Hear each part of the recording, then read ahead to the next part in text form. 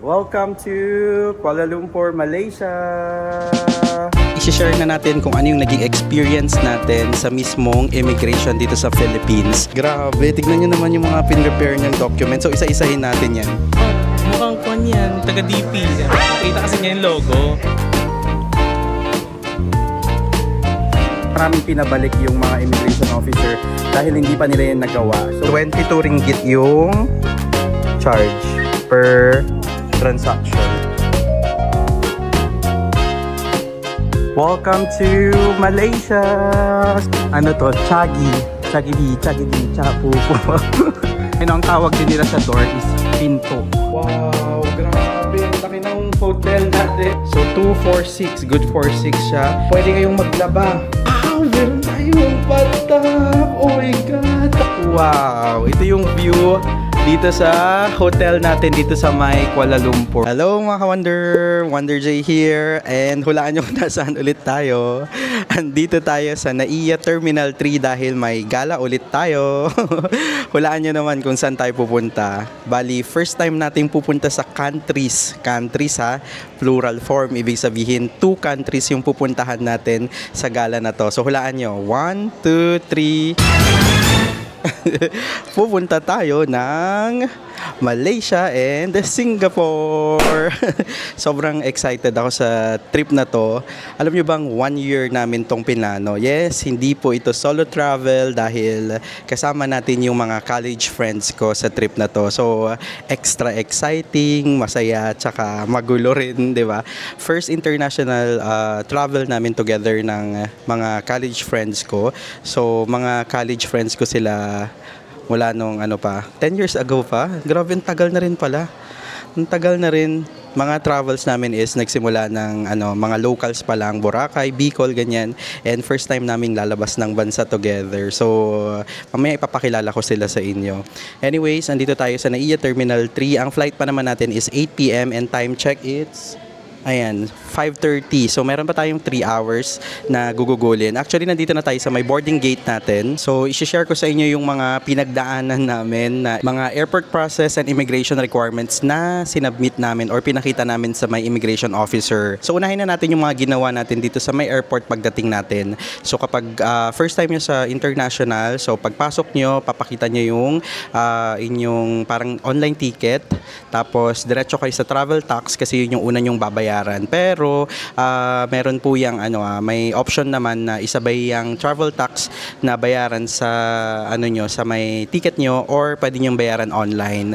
So 1,620 yung payment dun sa may travel tax, and after nun is nag-drop lang tayo ng ating mga bags kasi may check-in tayo. Cebu Pacific pala yung airlines natin from Manila to sa trip na to, Manila to Malaysia. So nag-drop lang tayo. Wala namang gaanong pila in fairness. And after nun ay sa immigration na tayo. Medyo kabado kami sa sa part na to kasi 5 kasi kaming magta-travel ngayon, and ako frequent traveler ako. Yung dalawa parang hindi naman nila first time mag-travel ng ibang bansa. Tapos yung dalawa is first time nilang lalabas ng bansa. So medyo kabado sila. Tapos syempre damay-damay na yung kaba, di ba? Tapos ako lang pala yung nag-work ng self-employed. Tapos yung 4 na kasama ko is sa government nag-work. So alam nyo na kapag government employee, kailangan ng travel authority. Number 1 requirement is valid passport. Dapat yung passport nyo is valid within 6 months. So meron siyang validity na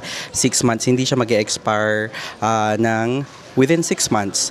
Number 2, dapat may boarding pass kayo. So boarding pass, nakuha naman yan dun sa may check-in.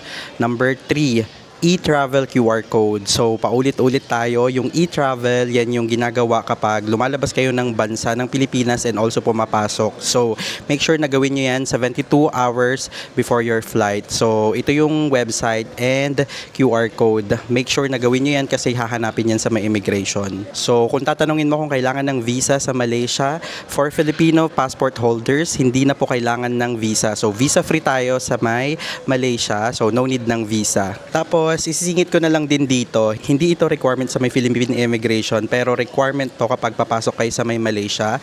Ito yung tinatawag nilang Malaysia Digital arrival card or yung MDAC. So ito yung website kung saan nyo ma-acquire or makapag-fill out sa digital arrival card na to. Paralin lang din siyang e-travel ng Philippines pero Malaysia na version, parang ganon. Singit ko na lang din dito para gawin niyo na siya before pa man kayo pumasok ng immigration. So yan yung mga dapat nyong i-prepare within 72 hours before your flight. Pwede nyo nang gawin yung e-travel and yung Malaysia Digital Arrival Card or MDAC. So, yan yung mga requirements na kailangan nyo i-prepare kapag pupunta kayo ng Malaysia. So, ngayon naman is i-share na natin kung ano yung naging experience natin sa mismong immigration dito sa Philippines.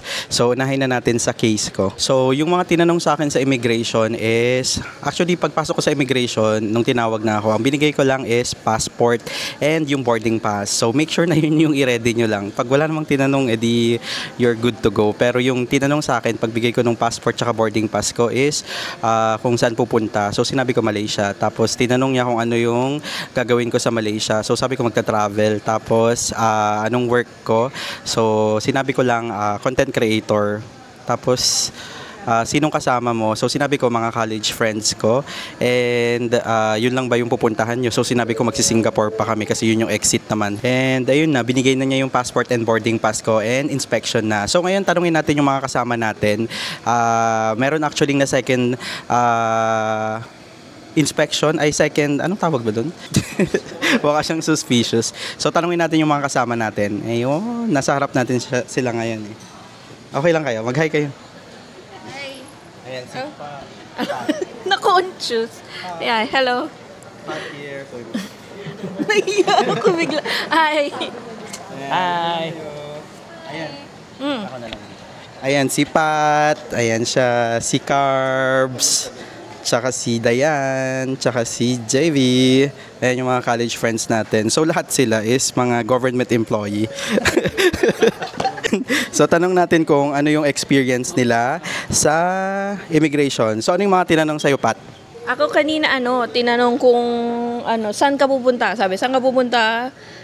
Sabi namin Kuala Lumpur. Tapos anong gagawin mo doon? Napaisip ako, sabi ko tour. And then anong work mo? Sabi ko, civil engineer. Wow. Civil engineer, sabi ko. Tapos tinanong kung saan ka nagsi-civil engineer, sabi. Tapos sa sobrang kaba, sinabi ko yung ibang agency. Hindi ko alam kung bakit ibang agency. Tapos syempre, sinabi ko yung totoong agency ko. Tapos hiningi na yung contract. And then, sinong kasama mo, tinuro ko yung mga kasama ko. Tinuro ko lang. Ayan. So, yun lang. And then, tatak agad. Hindi. Second time ko na this year. Ayan. Ayan. Proceed naman tayo kay... Hi, eto. Proceed naman tayo kay Dayan. Mamaya na siya kasi may... may kwento siyang malala. May nangyari kasi kay Carbs. So mamaya na lang siya. Si Dayan na lang, background is first time niyang mag-travel international. So Dayan, anong mga tinanong sa'yo ng immigration officer? Hello. Ang unang tinanong sa akin ay diretsahan saan ka nagtatrabaho? So sinabi ko sa sinabi ko kung saan ako nag-work. And then, ayun, medyo napangiti si ate. Tapos, sabi lang niya, pwede patingin ng COE? So, inabot ko yung COE.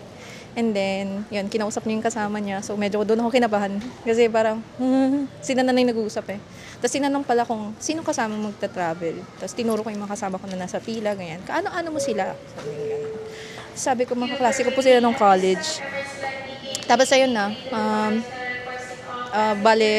natagalan lang dun sa pag-check niya ng papers and then stamp. Okay na. So ano ba yung mga pin-repair mo as first timer sa international travel? Actually, madami. Grabe, tignan nyo naman yung mga pin-repair niyang documents. So isa-isahin natin yan. So, medyo kasi ako, nervyosa ako bilang first time traveler. So, ginawa ko, para hindi ako magpanic kapag tinanong ng IO kung anong kailangan niya. Nilagyan ko na ng ear tag isa-isa. So, meron tayo dito ang summary ng activities and then travel itinerary. So, from Kuala Lumpur kasi, from Changi na kami pabalik ng Manila. So, print ko rin yung bus ticket namin from Kuala Lumpur to Singapore. And then, mga accommodation. And then, activity ng mga book na tickets, bank certificate just in case, COE, and then contract. So, pero ano bang hinanap ng immigration lang? COE! Okay lang naman. Kasi ano naman medyo nanginig ako kanina, pero at least sabi ko nga kung ano man yung hanapin ni ate. Take it. Ayan, so okay naman. Yon, congratulations Dayan for your first international travel. Matutuloy na talaga. So next naman, ito si JV. Anong mga tinanong sa'yo? Wala. Ayan, camera shy daw siya. So, though hindi naman niya first time travel to, kaya medyo chill lang siya. Ayan siya. Hindi naman niya first time mag-travel, so hindi naman daw siya kinakabahan. So, proceed tayo dun sa pinaka kinabahan. Actually, hindi lang siya yung kinabahan, pati kami. Kasi akala namin hindi matutuloy yung buong kompleto, yung hindi magiging 5 out of 5 yung kasama sa may Malaysia, Singapore. So, hi Carbs, ano yung mga tinanong sa'yo? First time mo rin, di ba? International? Pangalawa. Okay. So, ano yung mga tinanong sa'yo ng immigration officer at bakit matagal? Ang tinanong lang sa akin kanina is, anong work ko? Ang sabi ko is from government. Then, kinuha lang yung TA. Then, Ano yung TA? Travel Authority. Okay. Yan. So, after ng Travel Authority, nakita man ni ate, kumpleto. Tapos, tatatakan na sana niya. Oo. Yan. Then, after, kaso bigla, sinabi nung katabi niyang IO, sabi niya, ay, nakita ko yan. Mukhang kwan yan, taga DP. Nakita kasi niya yung logo. Yan. So, nung nakita yung logo, sinabi, may Travel Authority ban daw kami. So, pinapunta pa ni Kuyang IO si ate dun sa immigration officer nila dun sa loob para tanungin kung okay pa ba yung Travel Authority ko. So, ang tagal ni ate sa loob. In fairness, mga 10 minutes yata siya sa loob. Oo. Then, lumabas after 10 minutes, okay naman. Yan. Akala ko naging dubious ka dahil dyan sa may ano mo. So, mukha ka daw ano. So yan yung naging experience ng mga friends natin as solo traveler and actually frequent traveler na rin and mga nagwo-work din sa government. So grabe, 'di ba, yung naging experience.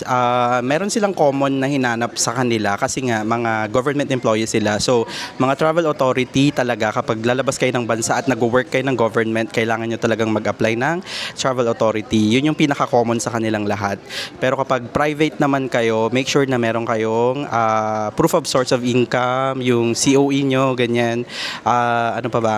Parang ITR, ganyan, para may proof din kayo na may, alam mo yun, yung pagta-travel nyo is kaya nyong i-fund, parang ganun. Yun lang naman din yung inaano ng IO, kaya sila medyo nagiging mahigpit, ganyan. Pero hindi ko sure sa iba kung bakit nagiging na-offload pa rin sila.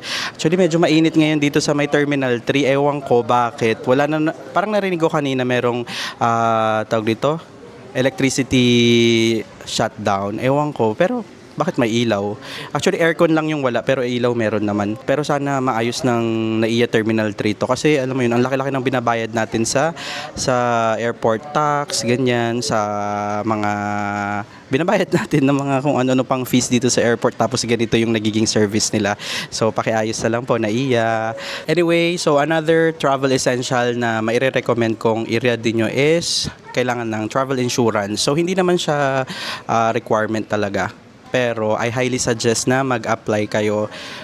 Pwede nyo yan i-book sa Klook. So, search nyo na lang is travel insurance sa Klook. And before nyo i-check out, make sure to use my code WonderJKlook for up to 5% discount. So, anyways, yun na yung naging airport process, immigration and travel process natin dito sa may Philippines. So, i-update ko kayo later pag boarding na tayo and kapag nakalapag na tayo ng Malaysia. Welcome to Kuala Lumpur, Malaysia! So, medyo lang tayo, shift tayo, back tayo sa cellphone na vlogging. Alam niyo kung bakit? Yung DJI natin, medyo nagloko. Hindi siya ma-open, ewan ko, before yung mag-boarding tayo. Hindi siya nag-open, ewan ko. Sana maayos pa. So, anyways, nandito na tayo sa may Kuala Lumpur, Malaysia. And ang biyahe natin is 3.5 hours. Time check, it's 11:30. So, okay naman, on time yung dating natin dito sa may Kuala Lumpur, Malaysia. Anyway, nandito na tayo ngayon sa may paglabas ng airplane. Ang pagdadaanan pa natin is immigration and baggage claim and yung mga travel essentials na kailangan natin dito sa may Malaysia. So, update ko kayo later. Wow, AirAsia Move. Naka 55% yung mga hotels nila. Andito na tayo sa may Malaysia. Paakyat tayo ng kanilang immigration. Kaya pala ka-wonder, baka nakalimutan nyo, before kayo pumasok dun sa immigration ng Malaysia, kailangan yung gumawa ng MDAC or Malaysia Digital Arrival Card. So nasabi ko na yun kanina pero baka nakalimutan nyo pa rin. So gawin nyo na yan before kayo magpunta ng immigration kasi hahanapin yan sa immigration. So ngayon tayo pababa na talaga tayo dun sa may immigration. Actually meron sila ditong parang baggage information. So dyan natin makikita kung saan natin i-claim yung ating baggage, yun Manila. Let's go. So bawal na ang cellphone dito. I wonder, so tapos na tayo sa immigration. So ang hinanap lang doon is passport and boarding pass. And make sure nga na dapat nakagawa na kayo ng MDAC or yung Malaysia Digital Arrival Card kasi maraming pinabalik yung mga immigration officer dahil hindi pa nila yan nagawa. So meron naman silang nakita ko doon, parang may computer sila doon kung saan pwedeng gumawa. Anyways, nandito na tayo sa may baggage counter. Baggage counter kung saan yung kukunin natin yung luggage. Nandito na yung luggage natin, no? Ito na. And syempre ang next step mo pagdating mo sa bagong country na pupuntahan mo is money. So andito tayo ngayon. Ayan si Pat, magwi-withdraw siya ng cash gamit ang kanyang GCash card. Ayan, make sure lang na kamari kung ano yung nyo, bank nyo, kamari Visa. So Visa, Mastercard, meron naman Mastercard. Ayan, dito tayo. Ayan, 22 ringgit yung charge per transaction. Ayan na siya, 13,894 yung 1,000 ringgit. Wow, grabe! We have money. This is the Malaysian ringgit, no? Yep. Look, ganda. Monopoly. Pero medyo malaki yung, parang malaki yung pero. Malapad siya. Pero tsaka iba yung kulay. Sa wallet. Ganda. Though pwede rin kayong ayan, currency exchange. Ito yung palitan nila. Ayan. Hello. US is, we sell 4.77, tas we buy 3.077. Welcome to Malaysia! So ito na yung arrivals nila dito sa may airport ng Kuala Lumpur. Ganyan siya. Wow, may Old Town White Coffee. And ang dami dito ang makikita. Ayan siya. Dito pwede kayong bumili ng internet or eSIM nyo, SIM card. Ayan o, 1 SIM roam 4 countries. Wow, may Starbucks pa nga o.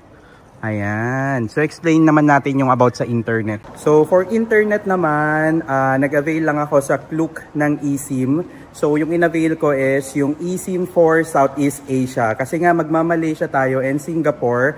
So, isahan na. For 5 days, unlimited data yung in-avail natin. Around 500 plus yun eh. And naka-discount pa tayo kasi ginamit natin yung Klook promo code natin which is WonderJKlook. Kaya naka-discount tayo ng 5% discount. Also, yun din yung ginawa ng mga ibang kasama natin. Pero yung iba naman, pangalan nito si Dayan, ang in-avail niya is yung sa Agoda na eSIM. Actually, mas mura doon. Nasa 300 plus lang yung binayad niya. Pag sa Agoda naman po kayo gagamit, meron din po tayo para sa mga hotels. And that is WonderJ Agoda. Pero pag mga activities Agoda is Agoda WonderJ. So, all capital letters, gamitin nyo na lang yan kasi sayang din yung mga madi-discount nyo. Pero pwede rin kayong mag-avail ng Wi-Fi rental kapag marami kayo. Kasi, alam mo yun, sayang din kapag yung eSIM na tigi-isa, pero hindi naman kayo heavy user. So, parang sayang, kamari 10 kayo. Parang mas okay na Wi-Fi rental na lang yung gamitin nyo. So, next naman nating agenda dito sa may airport is, paano naman tayo pupunta ng hotel? So, may iba't ibang ways para makapunta sa mismong Kuala Lumpur Center. So, meron sila ditong express. Ayan, KLIA Express. Meron din silang para sa mga kung may sundo kayo, car park, ganyan. Tapos, may mga bus, taxi, and may mga shuttle silang ino-offer dito. So, nasa may level 1 daw. Pero yung sa may KLIA Express, diretso lang level 2. Actually, yung KLIA Express is pwede nyo i-avail sa Klook. Meron din yan, ilalagay ko dito. So, kapag gagamitin nyo yan, ibubook nyo yan is make sure to use my code WonderJKlook for 5% discount. Pero, alas 12 na kasi, alanganing oras na. So, sigurado, sarado na yon. So, hindi yun yung gagamitin natin. Another option nyo, kapag marami kayo and may toddlers kayong kasama, mga senior, ganyan, pwede kayong mag-avail sa Klook ng airport transfer. So, private airport transfer from Kuala Lumpur Airport papunta sa hotel nyo. So, check nyo na lang din yan sa Klook Airport Transfer. Search nyo lang in Kuala Lumpur. Also, make sure to use my code ulit, WonderJKlook for 5% discount. Sayang din talaga kasi yung matitipid nyo. So, i-combo nyo na yan yung eSIM, Wi-Fi rental, and airport transfer sa Klook. And also yung travel insurance nyo, pwede nyo rin isabay sa Klook. Sayang din. So, tayo, ang gagawin natin is magbubook na lang tayo ng Grab. So, meron naman silang Grab dito. Anyway, kapag may Grab ka na sa Philippines, pagdating mo dito, tapos nag-connect ka sa internet, automatic na siyang nag-update na Malaysia na rin. So, yun yung maganda. Parang sa ibang bansa din, Thailand, Vietnam, ganun yung Grab nila dito. So, hinihintay ko lang iba natin kasama and update ko kayo kung magkano yung rate naman ng Grab nila dito papuntang dito sa airport, papunta sa hotel natin. So, sundan nyo lang tong mga signs nila. Meron naman, ayan o, 1 minute for the KLIA Express. Tapos, dito rin yung bus tour or level 1, level 2. So, chinek ko sa Grab. Nasa may level 1 daw yung pick up ng Grab. Door 5. And chinek ko kapag, uy, may Uniqlo. Ang bilis ma-distract. Parang mall na actually itong airport nila, no? May Uniqlo, meron din KFC kanina. Tapos ang daming kainan pa rin na open. Actually yung iba, closed na. Pero may mga open pa rin banda dun. Nakita ko yung KFC open eh. May Dunkin Donut din, ganyan. Oh. Parang mall na talaga tong nila. Hotel, itong airport ng Malaysia, Kuala Lumpur. Tapos napakalawak din, in fairness. Ayun may mga shops nga Giordano.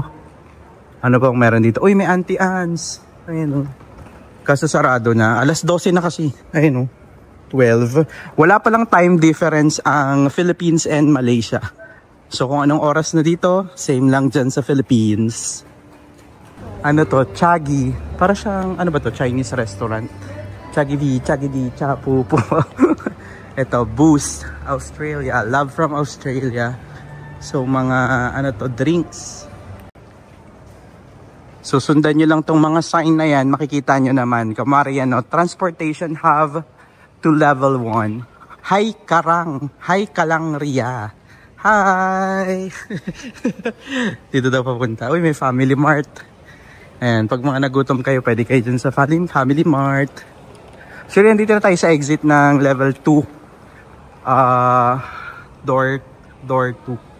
Ayun, ang tawag din nila sa door is pinto. Di ba tayo? Pintuan. Sila din pinto. Ayan, meron din ditong parang front desk. Saan kaya dito yung level 1? Ayan, pababa level 1. Diyan kayo papasok for level 1.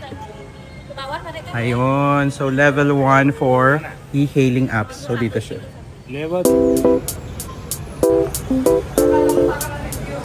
Yung vibe ng airport nila is para lang din siyang kasi nasa may escalator tayo. Walkalator pala. Para siyang dun sa may Bangkok na Suvarnabhumi na airport dyan sa may Bangkok. Kasi nasa may bandang baba din yung sakayan nila ng mga train, yung mga taxi nila, di ba? Nandun din sa may bandang baba. So ito na siya ngayon. Yan ang nakikita natin. Oh, okay. So dapat na lang tayo lumabas. Ito na. Grab. Ayan Grab waiting area. So dito na tayo maghihintay. Dito na tayo magbubook ng Grab natin. So ganito yung hintayan ng Grab nila. Sa may, door 5 ng level 1. So nakabook na tayo ng Grab. Actually, 2 Grab yung binook namin. 2 standard na 4 wheels kasi hindi kami kasya doon sa isang SUV. Kinakancel nung mismong Grab. So may mga maleta pa kasi kami. So nag-decide kami na 2 standard yung i-book namin. So, per car is 87 ringgit. So, nasa mga 1,000 plus na yun. 1,100 plus toll pa. So, naghati kami. 3, 2 na lang kami.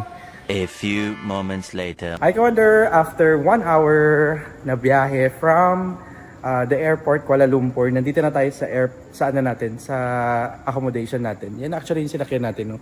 Tapos alam nyo ba, yung toll natin is nasa 7 lang. So, mura. 7 ringgit. So, mga 100 pesos. Di ba ang mura? So, dito tayo nakastay sa may Eton. So, hinintay lang natin yung ibang kasama natin. Kasi nga, 2 car yung binook namin. Actually, ito yung pangalan ng hotel natin. Pakita ko. Eton Residences. Ayan. Eton Residences. So, dito tayo maghihintay muna. Hi, Commander. Welcome back sa ating DJI. So, luckily, gumana na ulit siya. So, nandito na tayo actually sa ating room. Ayan, ang room number is 2613A. Ganito yung hallway nila. Maluluwang naman dito sa may Eton Residences. So, check natin kung mai-open. Wow, grabe. Ang laki ng hotel natin or pag-i-stayan natin dito sa may Kuala Lumpur. Grabe talaga as in. So, pagpasok, meron tayo ditong lutuan. Grabe oh, imagine mo yung ano pa nila, mga gamit nila. Sobrang halata mo na high quality. O pwede pa nga tayong magluto dito. Meron tayong electric. Ayun, pwede kayong magluto. Electric stove. Tapos, tignan nyo, meron pa tayo ditong electric kettle. Tapos may provided din sila na, ayan o, coffee mix. Tapos, mga power switch. Grabe, imagine mo naman o, parang bahay na talaga to eh. Tapos, tignan mo naman o, meron tayong sariling, paano ba i-open to? Oh, sige. Tapos, grabe, tignan mo naman tong ref nila, ang laki. Ayan o, ang laki. Bahay na talaga to eh. Tapos, pagpasok dito, makikita yung dining. Ito, dining table. Grabe rin yung material ng table. Oh. Tapos, chair. So, 246. Good for 6 siya. Tapos, meron tayo dyang malaking living room. Oh my God. Tignan nyo naman yung sofa. Tapos, yung window. Meron pa tayong blackout curtains. May flat screen TV. Oh my God, ang ganda. So, itong ano na to, itong buong unit na to is may 3 bedroom. So, pumunta tayo sa first bedroom. So, ito yung first bedroom. Meron silang, I think parang ano to, queen size bed. Tapos, dito may cabinet. Anong meron sa cabinet nila? First time kong ma-open to. Okay. So, may sleeper silang provided. Tapos, ayan, more storage. Grabe. Tapos, meron tayo ditong luggage rack. And ano to? Uy, shit. Okay. Papunta sa labas. Tapos, may view dyan. Pero pakita ko bukas kasi merong glass dito na window. Ayan. Proceed tayo sa may toilet. So, ito yung first room. Wow. Ito yung toilet ng first room. Grabe. Ayan, meron na siyang provided na mga ganito, soap. And meron ditong glass. And meron tayo ditong, meron silang provided na dental kit and shampoo. Ano to? Hindi ko alam eh. Diyan yung water closet. Ayan, may bidet. Tapos another ditong may mirror. And ito naman yung kanilang shower. Ayan. Proceed naman tayo sa second room. So, lumabas na tayo ulit. Living room ulit. Tapos, dito naman yung second room. So, check natin. Oh my gulay. This is the second room. So, merong same na same dun sa kabilang bed. Ang ano lang dito, difference niya, nandito yung toilet niya ng second room. Wow! Ito yung toilet ng second room. Same din. May shower area dyan. Tapos, nandito yung toilet. Ayan, ito yung toilet. May bidet din naman and mirror. Kompleto ng toiletries.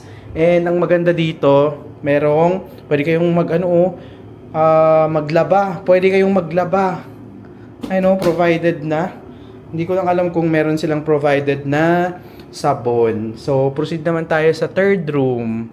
Ito naman yung third room. Wow, grabe. Ang aesthetic nung palamp nila dito. Ganda, queen size bed din siya. Medyo mainit lang siya for me. Hindi pa na-on yung aircon. So, may aircon na split type. Tas, ano meron dito? Ang laki oh. Wow, may flat iron, hair dryer, sleepers, and cabinet. Oh my God. Ayan, ang ganda. May pailaw pa yung cabinet nila. Ayan o, meron pa tayo ditong patungan ng maleta. May vanity mirror. Ay, may vanity mirror pa. Oh, wow. Grabe. Tapos, ito yung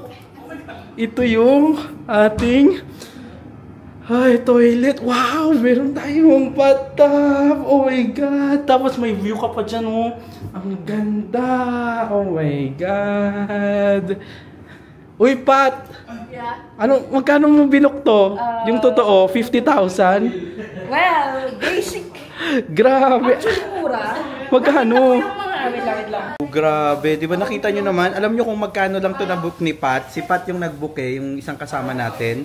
Na-book niya to sa Klook ng 11,500 pesos. 3 days and 2 nights na yon. Tapos may 3 bedrooms na. Grabe, napakamura. Parang lumalabas mga 2,200 pesos kami sa buong na yun 3 days and 2 nights per person. Wow. Pero up to 6 days to, 6 persons to, di ba? Kasi 3 bedrooms eh. Grabe kaya ng 6. So, wow. Grabe. So bukas pakita ko kung magkaka-time tayo. Pakita ko pwede pa kasing mag-swimming dito. Grabe talaga. Oh my God. May veranda pa. Pakita ko sa inyo. Nasa living room tayo eh. Pakita ko ha. Wow. Ito yung view dito sa hotel natin dito sa may Kuala Lumpur. Wow. This is Eton Residences. So i-book nyo to sa Klook. Grabe. Ayan oh. Imagine mo, ito yung view natin. Wow! Tapos, alam nyo ba, makaka-discount pa kayo sa Klook kapag binook nyo to and using my code WonderJKlook for up to 5% discount. Sayang din yung matitipid nyo. Grabe. Good deal na to. So, update ko kayo kung masarap yung magiging tulog natin dito. And kapag recommended ko talaga tong Eton Residences dito sa may Kuala Lumpur, Malaysia. So, siguro dito natin i-recap yung mga kaganapan natin sa buong travel natin from Manila papunta dito sa may Kuala Lumpur, Malaysia. So, first time natin dito. Pare-parehas kami mga kasama ko. First time namin pumunta dito sa may Kuala Lumpur, Malaysia. So, sobrang excited kaming i-explore to. Anyway, recap natin yung nangyari. From Manila, papunta dito sa Kuala Lumpur. So, ang biyahe natin is 3.5 hours. And nakita nyo naman yung, sinabi ko naman kanina yung mga immigration process, mga travel requirements, ganyan. Pero pinaka-importante talaga is yung e-travel and also yung MDAC, yung Malaysian Digital Arrival Card. So, kailangan talaga yun. Tapos na rundown naman natin yung mga kailangan yung gawin pagdating dito sa may Malaysia. So, travel essentials, internet, yung internet, money nyo, and yung transportation, and finally dito sa may hotel natin dito sa may Kuala Lumpur. So, yan yung mga pinagdaanan natin from Manila papunta dito sa Kuala Lumpur. Medyo sapaw na tayo, nasa 2:30 AM na. Tomorrow meron tayong 9 AM na booking, so na tour dito sa may Kuala Lumpur. So another vlog na lang yan. So kapag nag-enjoy ka sa video na ito, make sure to hit that like button and also subscribe ka na rin sa channel natin kung naghahanap ka ng mga travel tips, budget tips, or any thing na related sa travel. Mag-subscribe po kayo sa channel natin. And also, follow nyo po ako sa ibang mga social media accounts ko. This is Wonder J. Follow for more travel tips. Ingat po mga ka-Wonder.